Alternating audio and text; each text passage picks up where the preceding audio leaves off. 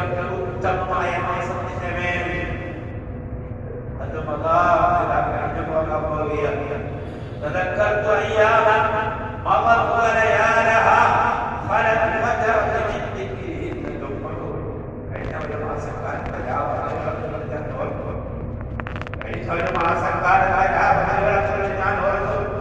എത്ര മനോഹരമായ സുന്ദരമായ നിമിഷങ്ങളാണ് കഴിഞ്ഞുപോയത്. പരിശുദ്ധ ഖുർആൻ അവതീർണമായ മാസമായിരുന്നല്ലോ. രാത്രി തറാവീഹിന്റെ മാസമായിരുന്നല്ലോ. ഫിത്റിന്റെയും തഹജ്ജുദിന്റെയും മാസമായിരുന്നല്ലോ. ദിവസങ്ങളായിരുന്നല്ലോ. വർഷം കഴിയണം.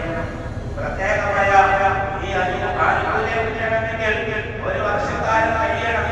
പരലോകമൊന്നും ഇതേപോലെ പ്രത്യേകമായ വിവാഹകാലത്ത് ഭൂമിയിലേക്ക് പ്രവേശനമില്ല.